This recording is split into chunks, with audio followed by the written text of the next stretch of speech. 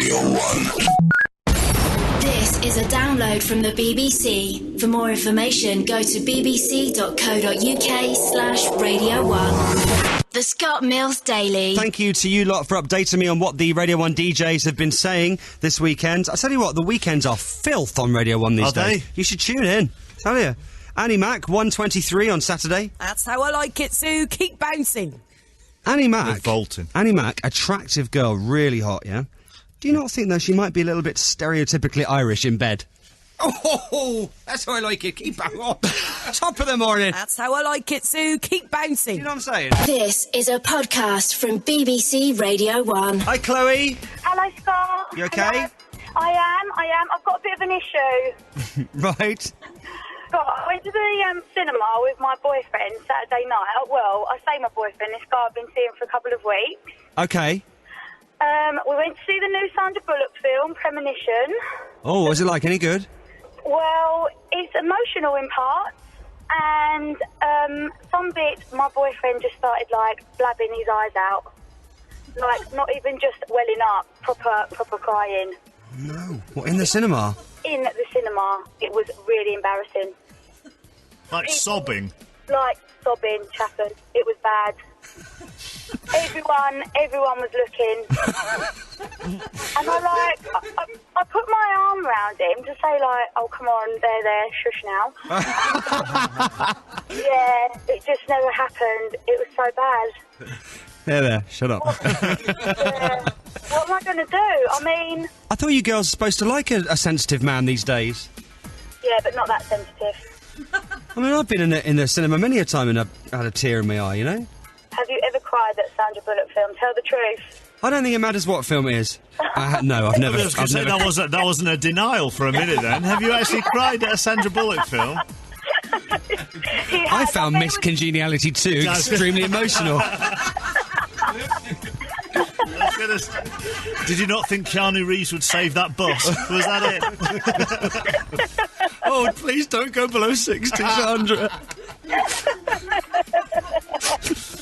Was he doing that thing where he was speaking but you couldn't understand what he was saying because he was crying so much? It was like... I just want to do it. What? And then it was like, have you got tissue? And I was like, oh my God, this is so bad. See, Laura cries like that. I found her on holiday once behind a plant pot crying like that. But she had a lot of gin. Exactly, she has an excuse. And she's a girl. Yeah, exactly. Oh my God, Scott, what am I going to do? Seriously. The Scott Mills Daily. Do you remember this? On Friday, I told you that the downstairs flat from me had put a small, like a shaving mirror, I would say, propped up on bricks at a certain angle in their garden, which is below my kind of kitchen window, so that they can blatantly see into my house. Well, that's what you're saying, yeah. Yeah. Right, the mirror is still there. Right. Has been all weekend. Now, this morning, I wake up, look out the kitchen window, and... yeah, the mirror is still there on the floor, that's all fine. It's moved a little bit, I think the wind kind of moved it a bit. Unless they wanted a better angle. Mm-hmm. Now there's another one, exactly the same kind of mirror, in the tree right opposite. Right. Now, you thought I was being paranoid before. What do you think now? I still probably believe... What, two mirrors, one of them directly opposite my flat? Yeah, like but at kitchen level, in a tree. Yeah, but that text we had said that Philip and Fern had been saying that is the must thing, the thing to have this summer. Is mirrors in the garden. And also, if you can surely see into their house, then they can see into your house. So, like, you can spy on them as well as them spying on you. No. Yeah, that's right, isn't it? The Because angles. I'm above. Yeah, but if they can see you, then you should be able to see them. That's science. I'm brainy. I really don't think that is science, but no, not necessarily. No, I don't know. It depends on the angle. Exactly. I think you're being paranoid. Many are. Well, More there's two mirrors importantly, now. More importantly, if they are spying on you, have you given them a flash?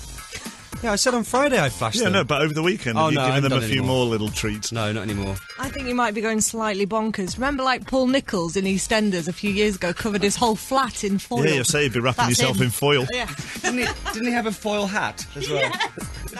No.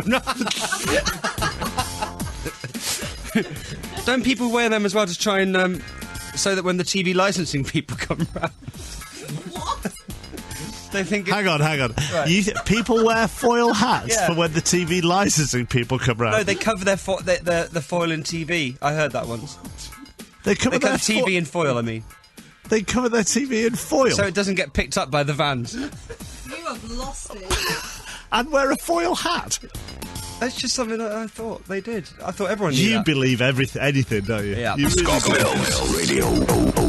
No, seriously.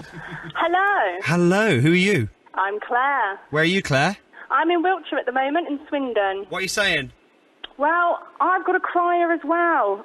The other night he cried for 3 hours and I didn't know what to do, so I just read a magazine. I was so goddamn bored, I didn't know what to do. Oh no. Yes, he's terrible. I've only been with him about 4 months and I've seen him cry 5 times. That's a lot, isn't it? And I want to finish with him, but I don't know how to, because I think, well, if I finish with him, he's just going to start crying. So I might send him an email and just do it that way. A little sad face at the end. That's horrible. No, it's not. It's terrible. I like a man to be a man, not to cry. Why does he cry? I don't know. It can vary from many different things. From I don't want to go out with him that evening, or a puppy dog died on the telly or something. I don't know. It's Do you know really what? I have to stand up for him a little bit because we just can't win. Sometimes you want a man to be a real man, and then we've got to be sensitive. And oh dear. Yeah, there's sensitive, and then there's just wet. That's just wet. It's too much. Far too much. Okay, yeah, so crying occasionally. For example, the other night when you were reading your Bella magazine or whatever, and he was crying, what was that over? I think that was. I did actually try to finish with him, and he just started crying, but it was like proper crying. You know, where he can't breathe. He goes, and I just thought, oh God, what's that all about? That's just not right. Hang on, so you finished with him, he cried for 3 hours, and you just read a magazine? No, I felt guilty and got back with him. Radio 1 podcast.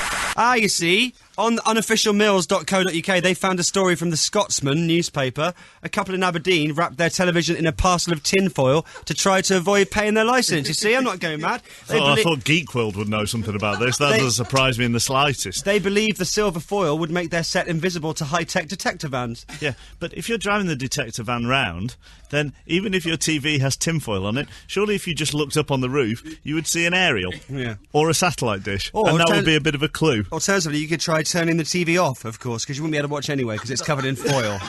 Radio 1. This is a download from the BBC. For more information, go to bbc.co.uk/Radio 1.